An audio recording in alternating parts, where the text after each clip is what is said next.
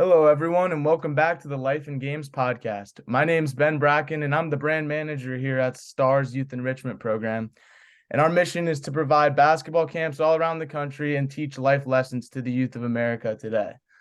I've got a very special guest on today. His name is Samuel Dunson, and he's a world-renowned artist.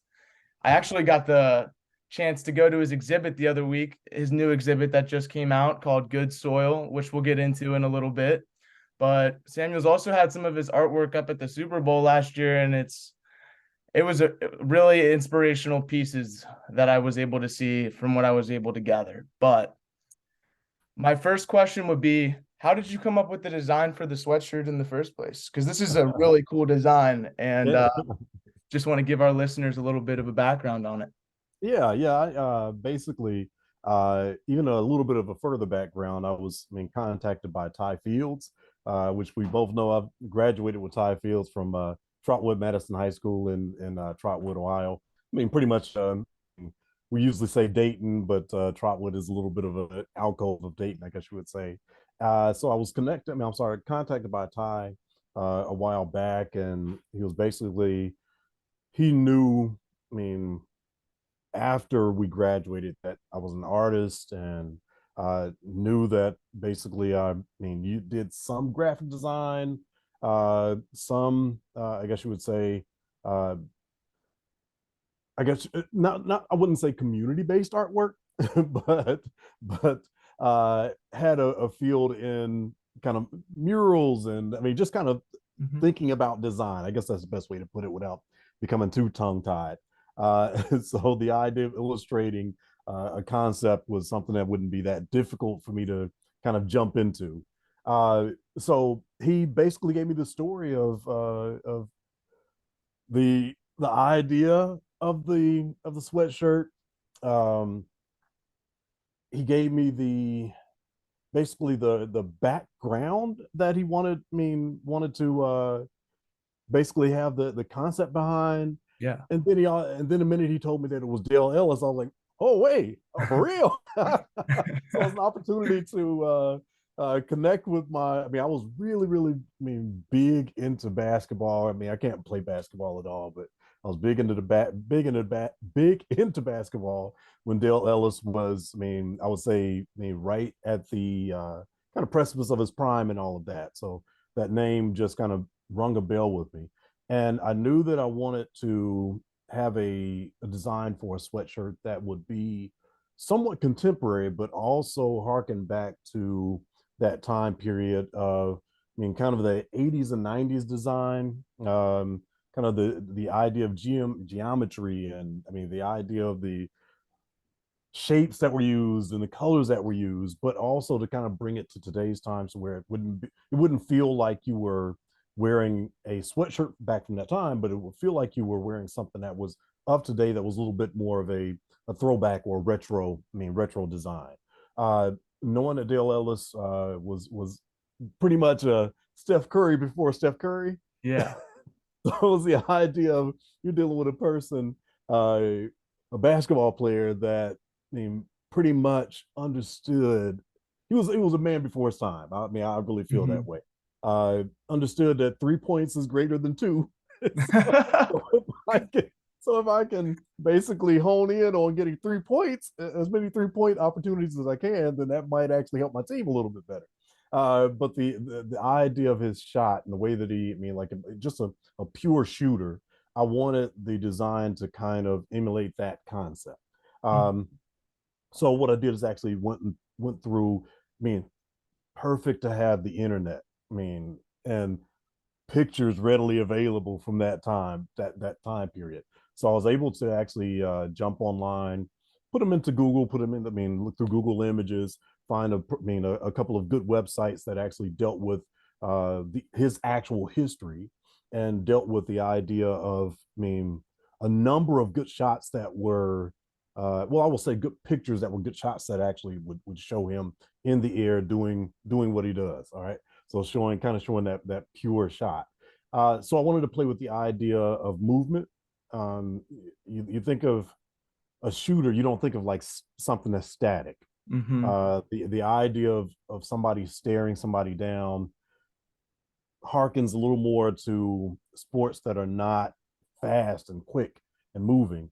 So I didn't want to make it to where he was grounded. I didn't want it to Yeah. make it to where he was literally on the floor with the ball. It needed to have something that kind of showed who he was, showed a little bit of an understanding of the impact that he had on the game, but also showing him in action. So even when you're dealing with a design of somebody that is in the air, there has to be some sense. I'm kind of talking about this in context of I guess you would say art context. The concept of having something at a vertical line. I mean, you think of a person jumping in the air and shooting, their body's kind of in a vertical line.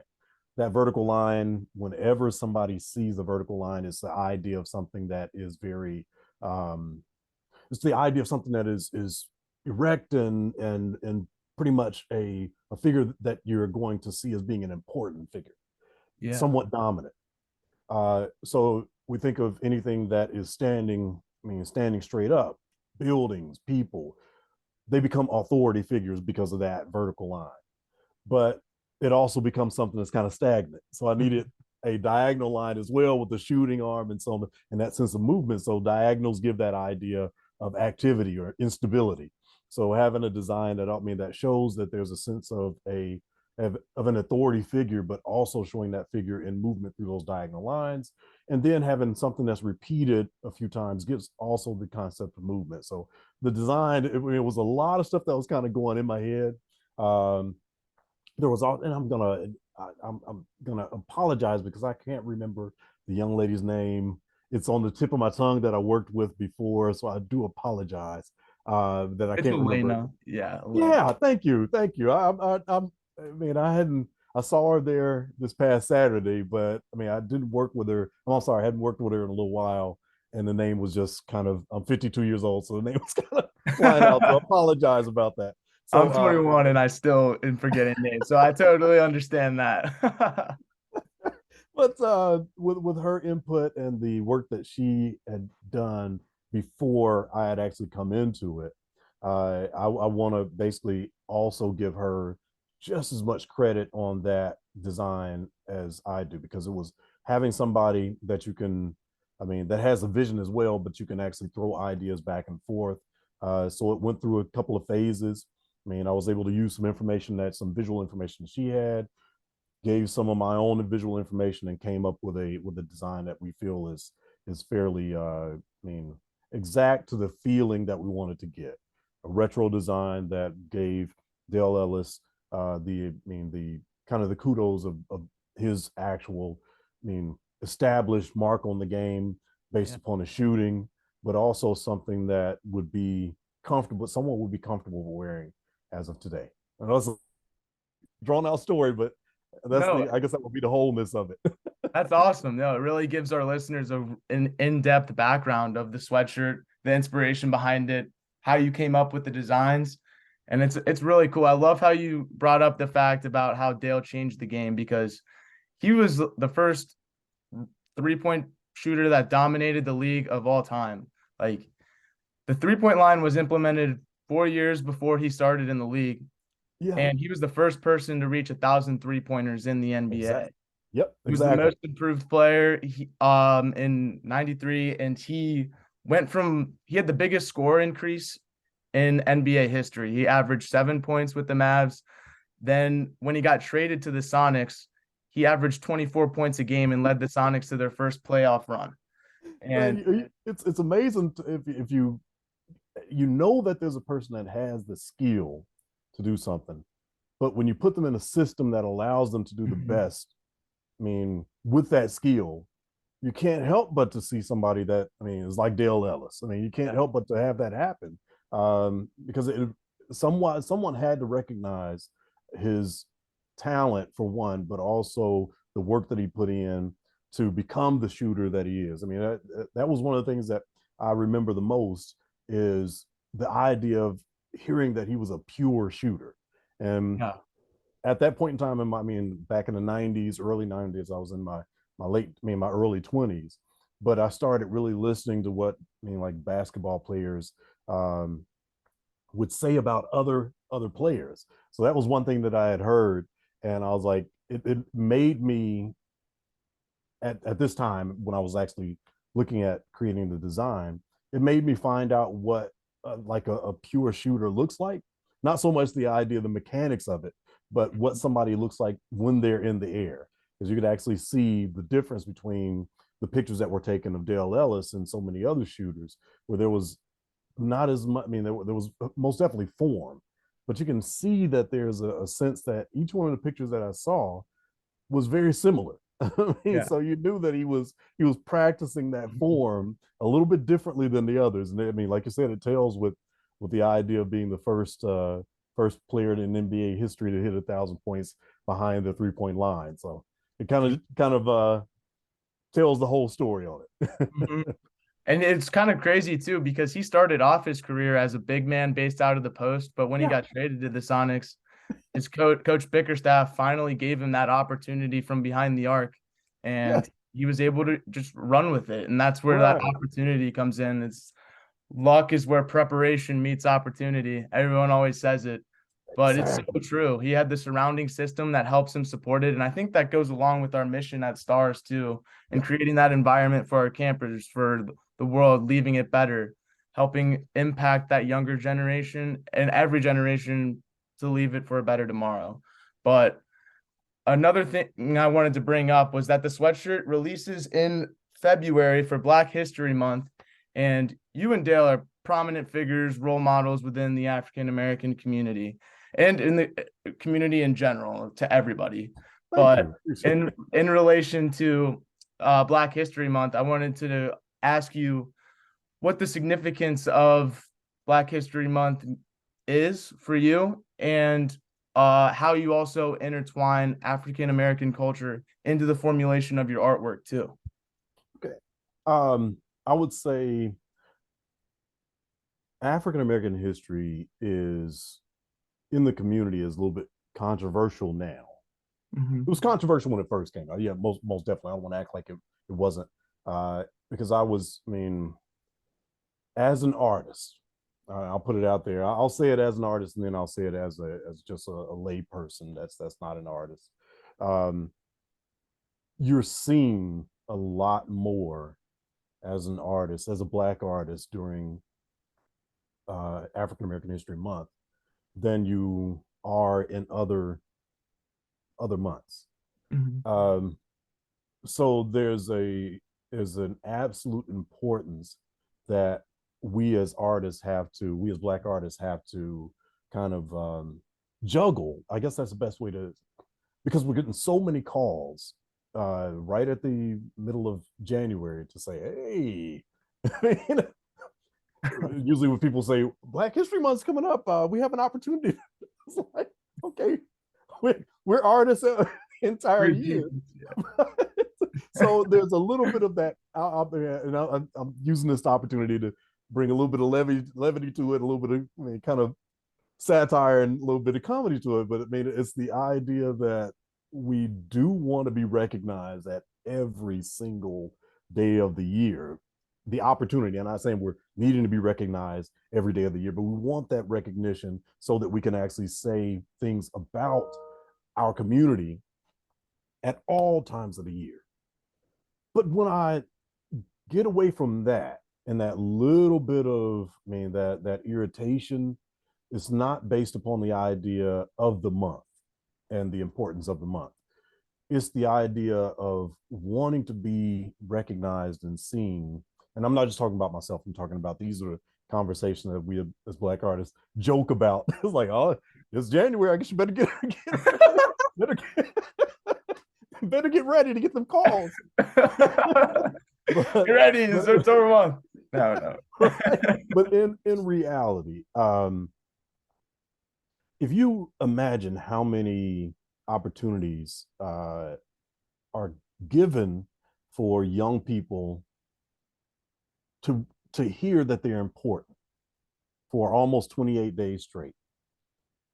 Yes, it should be done. Yes, I mean, young black people, young black men and women, I mean, yes, there should be an understanding of that importance that we've had to the movements of the United States becoming a great country. Yeah. Yes. yes, we should know at all times of the year that that is important, but to take the time out to say, hey, we're going to celebrate African Americans at this period of time, and we know that it's going to happen every single year. Um, can't help but to say that's beautiful. I mean, it's necessary. It's something that we use to sort of say basically unapologetically that we have made strides in this country that have moved, literally moved. There's so many other, I guess you would say, um, organizations, other races, other, even the idea of LGBT has learned from the movements of Black people in the United States, and has taken that, that kind of taken that book and said, okay, here's how you go about fighting for the rights that you're supposed to have already. All right. Mhm. So you can't, there's no way in the world. I joke about it a little bit as an artist, but there's no way in the world that I would say that I would be who I am as an artist had it not been for those elders that came before me, and to allow people to understand that those elders were important at some point in the year is an absolute necessity. And it Yeah. must, the way that I say it is we take February and we use that to catapult the stories that people should hear for the rest of the year. And that's the way that I think about it as a Black man. That's the way that I think about it. But like I said, I had to throw a little bit in it as the artist. No, because, you have to a little bit, but no, I because love that that's perspective what on it. peek into what the artists joke about Yeah. every February. Because it's significant year round, and Yeah, it is a good time to take that appreciation. I like how you said you brought up your elders and everything that African Americans and has happened and occurred. It's good to bring yeah, recognition to that. I really enjoy that. And it also goes to show how we're becoming more we're developing that inclusive society and like yes, respecting one another's differences. Everything's coming together. We still got progress to make, but it's right, important to celebrate the progress that we've already made. right. I'd be doing a disservice to anybody to say that we haven't grown. And there's still issues. There's going to be issues regardless, but understanding that there's a necessity to fight for those issues. If you think about it in the idea of even with stars and even with basketball, football, any sport, there's this idea that if somebody were to basically on a basketball court just allow somebody to drive to the basket, they're going to think they're the greatest person in the world. Yeah, yeah. But especially in the 90s, you let somebody drive and then you get that elbow in there, let them know that it's not going to be that easy. Then they work a little bit harder to get those points. I mean, you allow it. You try to give a child an understanding of how to be a great person.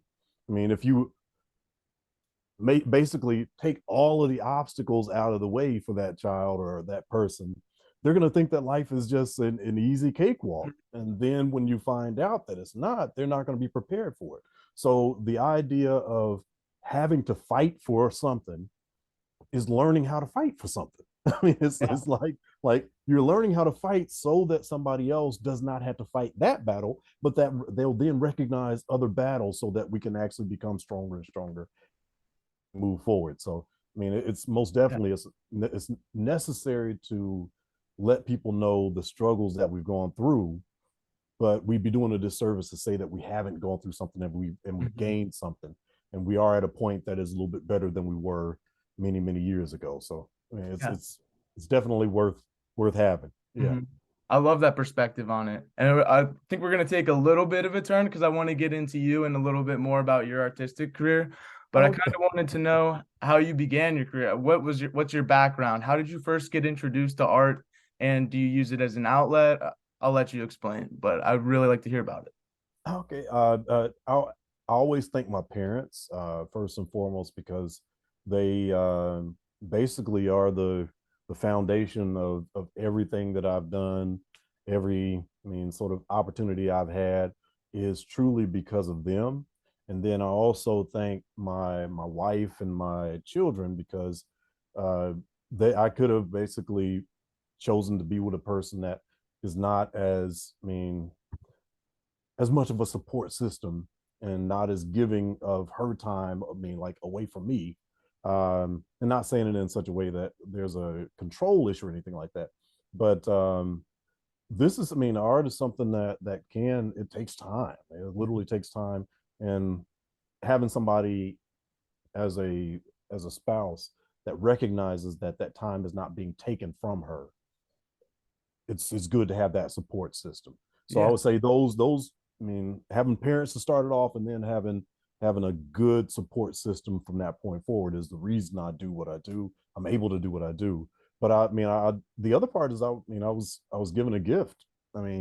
It's like everybody can't everybody can learn how to draw, but the way I teach is that you have to learn how to see. So not everybody has an artistic eye. So I was given a gift. That came with the package for one of it, but not everybody is allowed to hone that gift. So I was able to meet people throughout my younger years. I was in something called Muse Machine when I was younger. That the school actually would take certain groups to, this certain group of students who were interested in the creative arts, and we would go to museums, we'd go to theater and all of that. It would just kind of give us an opportunity to see that art is a viable option to follow, if that's something you love. Also, my parents put me into creative writing classes. So, when I was young, so I was able to actually see that my, creative, way of thinking and seeing things was not something that was strange, because we always get the opportunity. I'm sorry, not the opportunity, but the idea that artists are a little bit strange. It's just the idea that we think a little bit different or see things a little bit different than others. And then I have to thank the architectural engineering program at TSU for throwing me out. They threw you out. Pretty much was like, nah, you're not where you need to be. so they basically, I went into, even though I'd done all that when I was younger, and I basically loved art from the beginning and was able to draw and all of that. I didn't think of art as being a viable career. It wasn't what I thought. Even though I saw people as artists, you never really think of artists as being an actual career. So I was good in math and was good in drawing. So tried to put two and two together, knowing that I was going to have to pay my own bills and all of that when I got out of college. I went into architectural engineering, and I was not ready.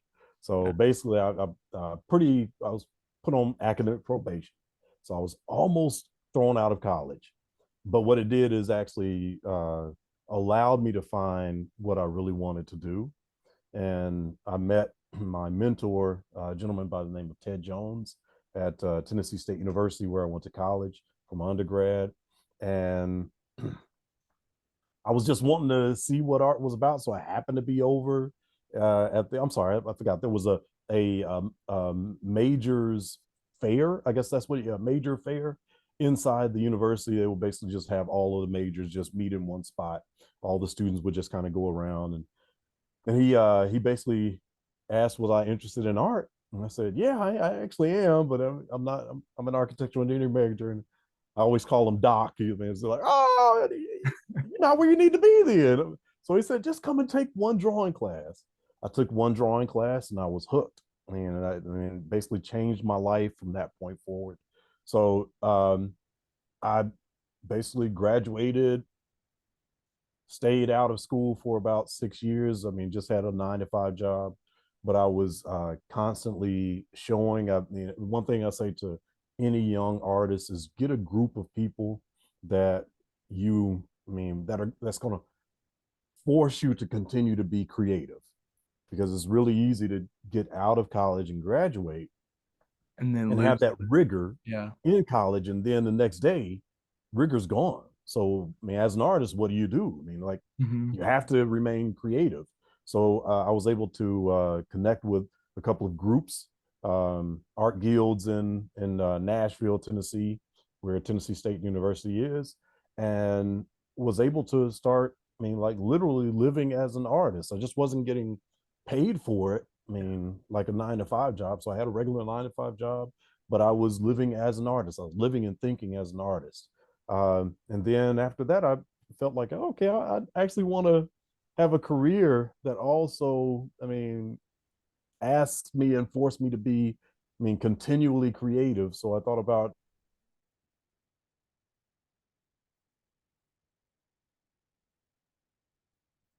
I mean, that's basically what my career that pays the bills is teaching. So I went to Savannah College of Art and Design in Savannah, Georgia, to get my degree, my second degree, which is Master's of Fine Art in painting.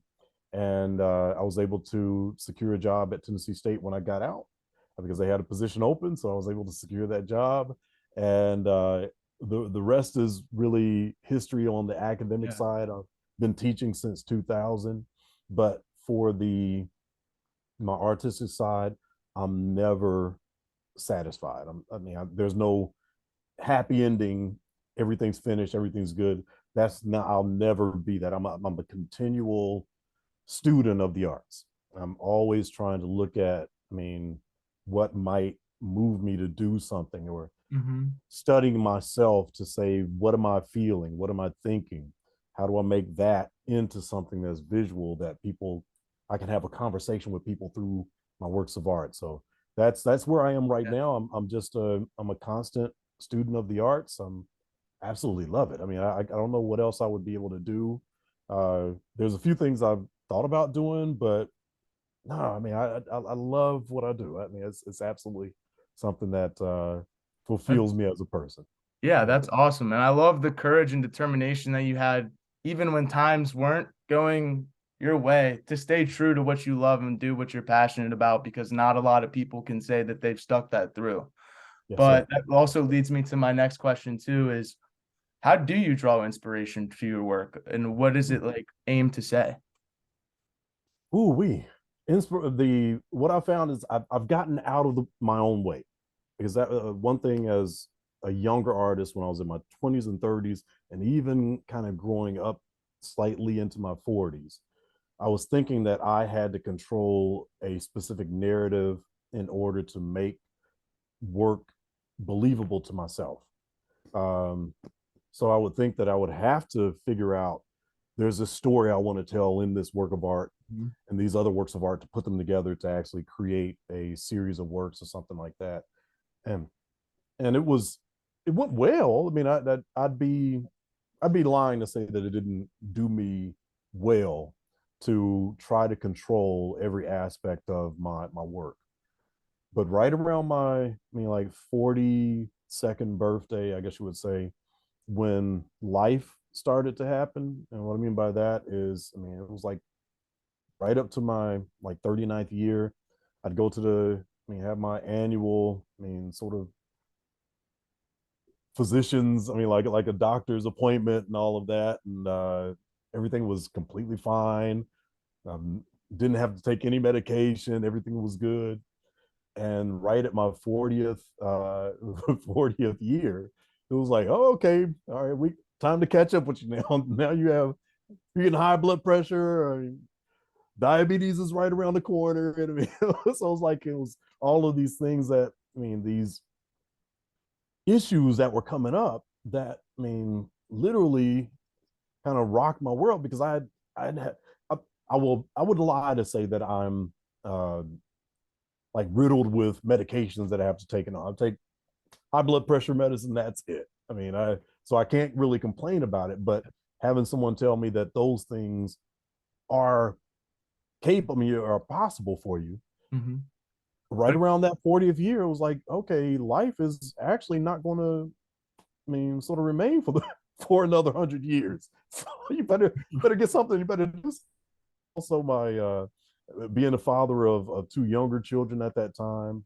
I mean, teenagers. My daughter was turning into a teenager. I mean, so it's happening kind of strangely at that time, that I'll never complain about, because I mean, when I look back, it was like, yeah, I mean, by all means, take better care of yourself. I mean, you have a teenager. So it was like, but when it happened, it was like, whoa, man, what the heck is going on? So my work changed, and it started a lot more trying to learn how to deal with life, as opposed to trying to create a narrative in my work. It was like, no, these things are happening to you. So what are you going to do about it? So I started to kind of deal with these issues that really were a lot heavier, than I had expected them to be. So from that's the one, like, motive that really pushes that's literally the coal that lights the fire for the train to move. I mean, if all of my work is really about me trying to understand life, and it sounds very extremely broad, but I mean, if you think about like what life is, you're one person, and you can't say what life anybody else but you. You can try to give aspects, and understand what life is for us as human beings, because we are so similar to each other, but you're one in a billion. I mean, It's our job to find out what it is for ourselves. Yeah. And I think that also did that tie into your inspiration behind your work for Good Soil? Because when I was reading the artist statement, talked about the changes you're going through life, and how your art is kind of a depiction of that. And one of the paintings that really stood out to me was you as a younger man, middle-aged, older man. I don't know if you could talk to that piece at all, but I thought that really spoke to me.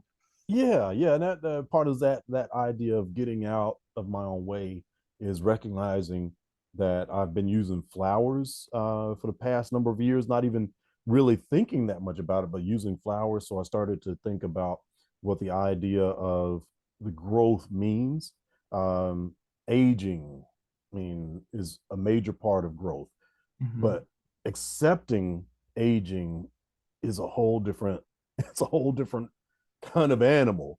I mean, you're going to age, but like when you're really young, there's almost these different stages, and I've heard other older people say it, and this is kind of connecting to that, to the painting. When you're really young, you don't think you'll ever die. I mean, it's just the idea that, I mean, you give when I spoke to my son many years ago, and he got in a car wreck with my older sister, he got out laughing, because it was no idea that he'd ever get hurt. I mean, so there's no idea of real. They see people die, but they don't think they're going to die. And then you get a little bit older, and you start thinking, well, death is possible, but man, it's not really gonna like hit me. I mean, because most of all your friends are still living on. But then you hit this other point where it's like, no, death is going to hit you. So it's time to start preparing for it. And you start seeing friends pass away, and you see the elder generation. You're becoming that elder generation. And then I know yet, but there's this point that I've talked to many older people where yeah, I've had enough time. Yeah, I'm good. I'd be okay with going on and dying. And I hadn't hit that point yet. So that painting is the idea of, there's this concept that, I mean, I've heard some years back, that we have a tendency to not understand that we're able to talk to the future, to talk to our future selves. All right. So there's a play, it's kind of a play on word. I mean, if you want to think about it, almost like big idea that you actually can talk to yourself in the future. All right.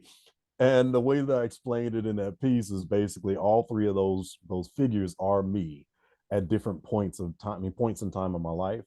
As you said, the one on the left-hand side is a younger version of me.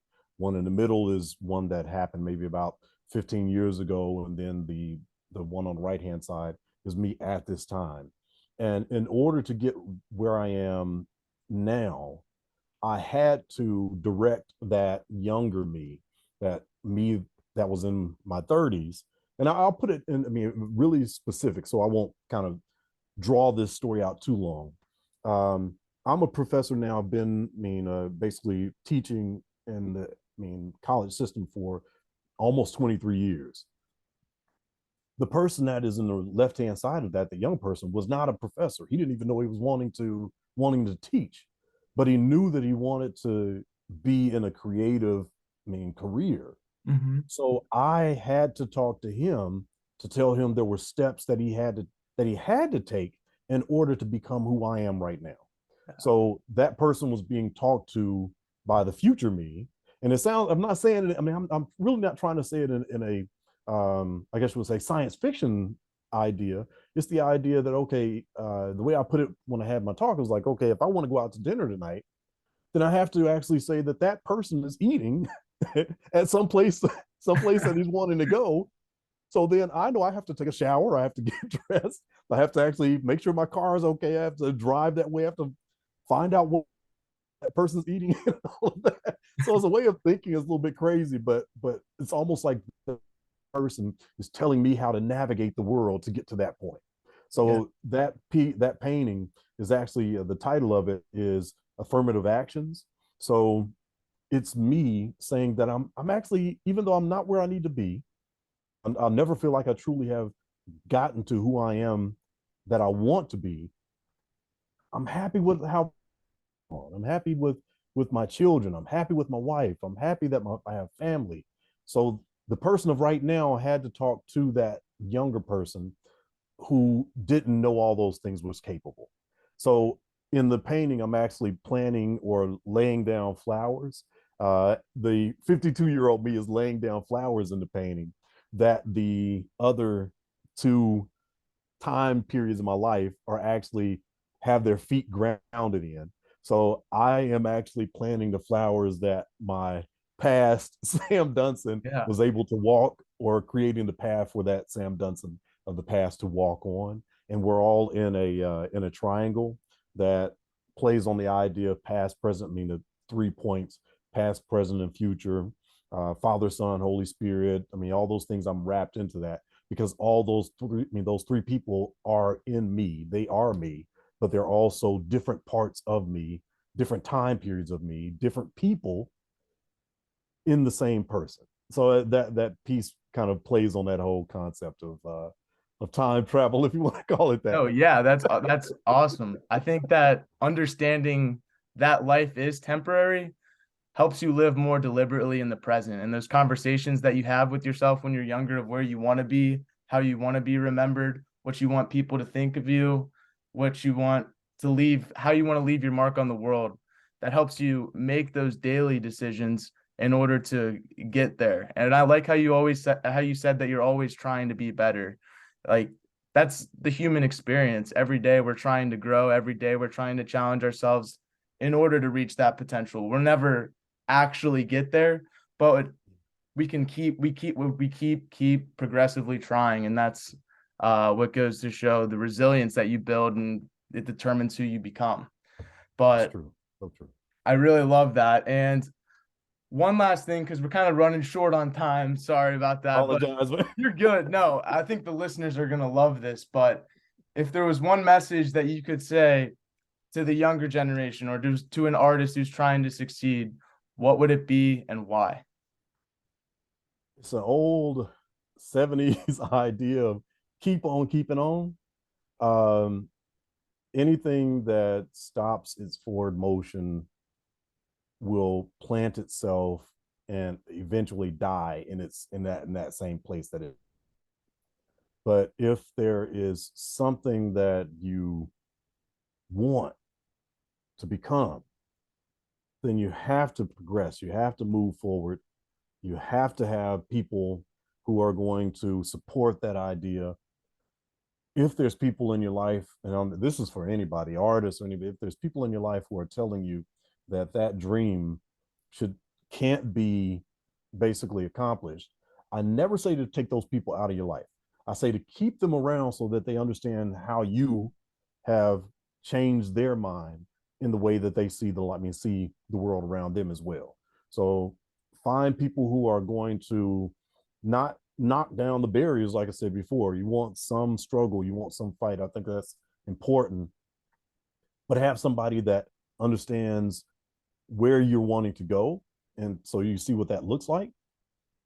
have somebody there that can kind of help you maneuver that, and then keep that other person around you that says, no, that can't be done, so that you, I mean, I don't want anybody to say that you always have yes man with you.